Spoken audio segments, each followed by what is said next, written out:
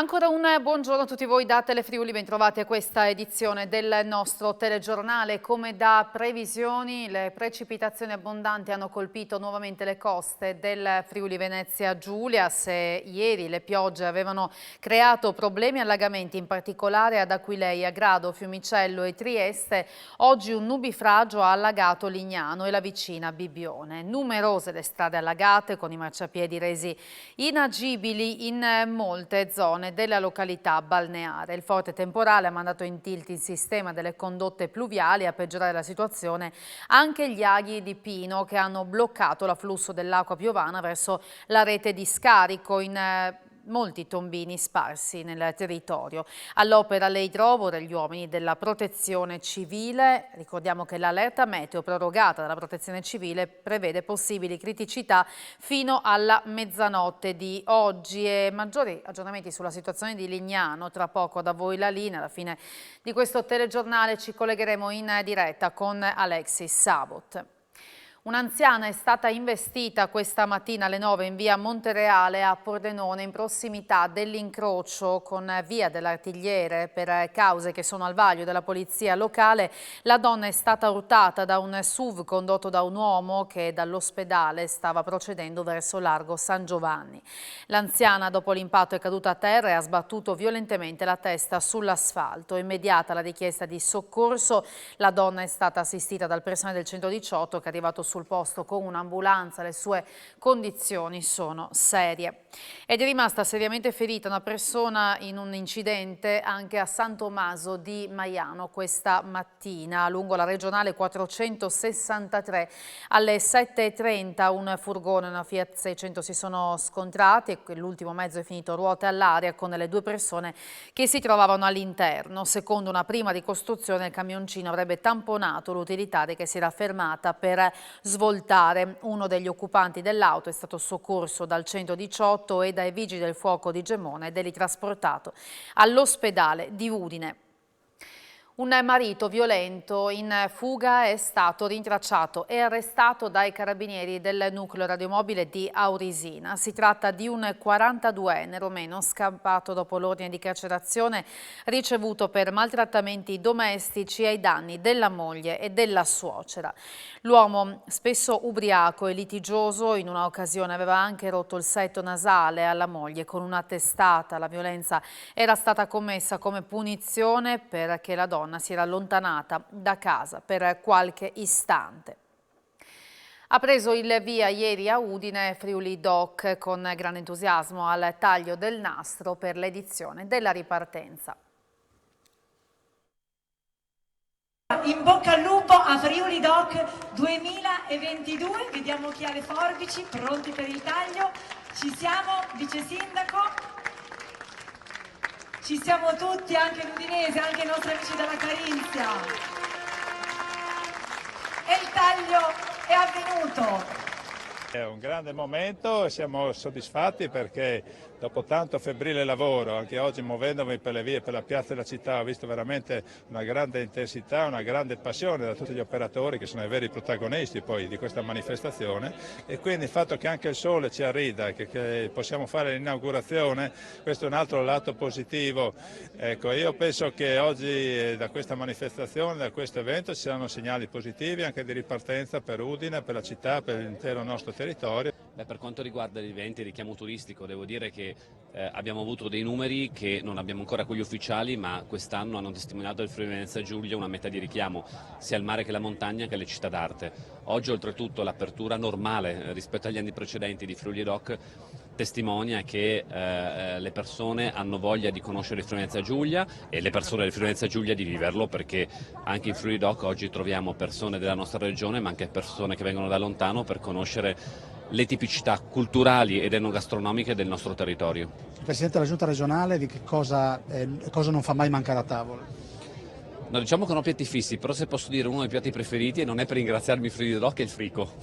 Io vengo da una città di mare, ma il frico è uno dei piatti preferiti. Noi viviamo la città, l'università la vive, la città come sapete la pervade, e poi è un evento a cui noi diamo sempre anche il contributo per quanto è nostra naturalmente competenza, con i nostri docenti, ricercatori intervengono diciamo, anche nelle attività divulgative. Poi non dimentichiamo che io insomma un piccolo anche personale come dire, interesse, diciamo tra virgolette, ce l'ho, visto che io mi occupo di agroalimentare, insomma mi occupavo prima di fare il rettore, e poi è un evento in cui anche la città si mostra, si rende, come dire, disponibile ad essere scoperta, che credo che questo sia una cosa molto importante. Un'edizione ricca, avremo 4 giorni di festa, 4 giorni dove Udine, ma non solo Udine, daranno il meglio di sé, enogastronomia, cultura, storia, il paesaggio, insomma tante belle cose, e soprattutto ci sarà tanta gente, non solo del Friuli Venezia Giulia, non solo delle altre regioni, ma anche dei paesi contermini, quindi bel evento, grande evento. La ripartenza c'è stata, abbiamo avuto nei nostri eventi molta partecipazione anche rispetto ai dati del 2019. Friuli Doc parte alla grande, già stasera vediamo moltissima gente, ci sono diverse proloco disperse in giro per la città, nelle piazze e nelle vie, con il clou come ogni anno in Castello, dove è gestito dalla Collinare. Manifestazioni che hanno avuto riscontri positivi.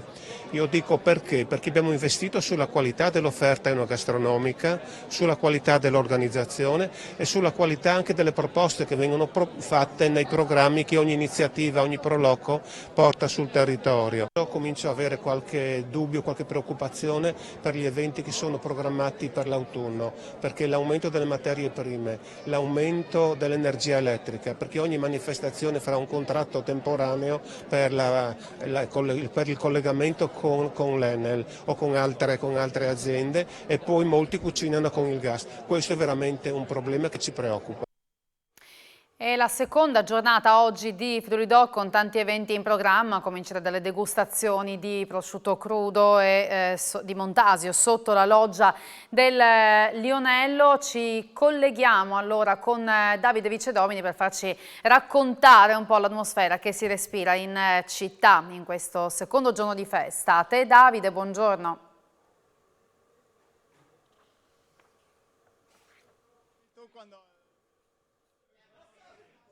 Eccoci, buongiorno a tutti, il sole splende qui nella piazza Duomo di Udine, insomma baciato dalla fortuna anche questa mattina, dopo la tempesta ovviamente, il Friuli Doc che ha una serie di appuntamenti da qui fino a stasera per questa seconda giornata. È iniziato il tutto, come avete anche ben detto, con delle degustazioni a base di Montasio e di San Daniele, e poi anche una presentazione del marchio Io sono Friuli Venezia Giulia che si è tenuto alle mie spalle proprio in Palazzo Morpurgo. Come vedete la gente già comincia a degustare i piatti principali, si sta animando un po' piazza 20 settembre, e abbiamo qui con noi uno degli stand, lo stand dove viene esposta anche la Gubana, esattamente lo stand di... Lo stand Ramandolo, del consorzio di Ramandolo.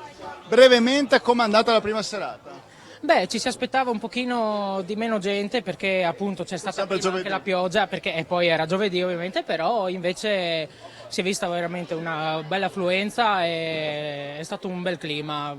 È durato molto, fino a sera inoltrata, e è stato molto bello. Devo dire che non ci si aspettava così tanta gente. Benissimo, questo quindi uno degli operatori, insomma, stiamo raccogliendo varie soddisfazioni da parte degli standisti ma anche da parte del pubblico. Ci saranno vari appuntamenti nel pomeriggio, la serata si concluderà alle 20 con uno show cooking in Piazza Libertà. Noi saremo presenti anche dopo nel collegamento con A Voi la Linea insieme all'assessore Franz per stilare già un primo bilancio di questa prima serata. Vi restituisco la linea. Grazie Davide, allora a più tardi. Solidarietà a Salman Rushdie, lo scrittore di versi satanici accoltellato a New York da un 24enne, è stata espressa dall'associazione Neda Day, che per lunedì a Pordenone ha organizzato un incontro con intellettuali provenienti da ogni dove. Qualcuno però per paura di ritorsioni ha declinato l'invito. Solidarietà nei confronti di Salman Rushdie, lo scrittore di versi satanici accoltellato nei giorni scorsi a New York. Il suo libro è vietato in Iran dal 1988 poiché molti musulmani lo considerano blasfemo. Lunedì a Pordenone, nella saletta Teresina de Gan, si terrà dalle 17:30 alle 19 un incontro al quale parteciperanno diversi intellettuali. L'obiettivo è quello di difendere la libertà di espressione e ovviamente difendere a spada tratta l'operato di Rushdie. Tra gli invitati però qualcuno ha già declinato. Innanzitutto Salman Rushdie non ha né offeso il Corano né tantomeno l'Islam. Lui ha scritto semplicemente, essendo uno scrittore, anche un cittadino nato e cresciuto in una famiglia islamica, ha fatto semplicemente un romanzo dove racconta la vita nel VII secolo d.C., punto e basta. Quando uno scrive un libro non deve assolutamente rischiare la pelle. Tanti i protagonisti, ma c'è anche qualcuno che ha rifiutato. Perché?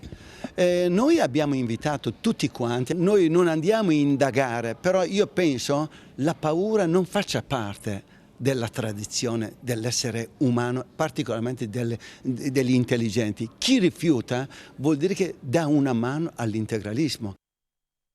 Ci sono stati attimi di paura ieri sera, poco prima delle 23, per un incendio che si è sviluppato al piano terra di una abitazione a Precenico. Le fiamme sono partite da 2 congelatori e a causa del fumo hanno bloccato un uomo, il proprietario di casa, all'interno della sua camera da letto. È stato portato in salvo dai vigili del fuoco che sono intervenuti. Sono 407 i nuovi casi Covid rilevati in regione nelle ultime 24 ore su 3.218 test eseguiti, 3 ricoverati in terapia intensiva, 128 in altri reparti, 5 le persone morte con Covid, 2 a Udine e 3 a Trieste. Mancano pochi mesi al Festival Olimpico della Gioventù Europea in Friuli Venezia Giulia a gennaio del prossimo anno, con diversi comuni coinvolti. Forni di Sopra si prepara ad ospitare le gare di sci alpinismo. Siamo proprio nel cuore di questa manifestazione, nel centro operativo che è la località qui d'Avost. Qui si svolgeranno praticamente la partenza di tutte le speciali e delle varie prove. Siamo praticamente nel cuore di Forni di Sopra, proprio attaccati al centro storico, e da qui partiremo con questa bellissima iniziativa, con questa bellissima manifestazione. Quali sono, Sindaco, anche gli investimenti fatti dalla Regione e da Forni di Sopra proprio in prospettiva della stagione invernale 2022-2023? Beh, partiamo da una situazione importante perché troviamo in uno dei poli che è più tecnologicamente avanzato dal punto di vista dell'innevamento artificiale, quindi riuscire a garantire anche in un momento di carenza di neve comunque un manto sciabile importante, un manto nevoso importante. L'intenzione dell'amministrazione è chiaramente coinvolgere tutti. Avremo 3 settori interessati: un settore tecnico, agonistico, dove ci darà una grossa mano l'associazione fornese di sci, dilettantistica, che sarà la parte che ci darà più supporto dal livello delle piste, della logistica e via dicendo. Poi avremo un ramo operativo che sarà invece quello legato all'accoglienza, con la rete di impresa Dolomiti, Forni di Sopra Dolomiti in tutti i sensi, che gestirà accoglienza e quindi ristoro e tutto quanto. E poi avremo l'altro ramo operativo che è invece quello dell'intrattenimento, che è dato dalla nostra Proloco. Tra poco vi ricordo l'appuntamento con A Voi la Linea. Grazie per aver seguito il nostro telegiornale. Arrivederci.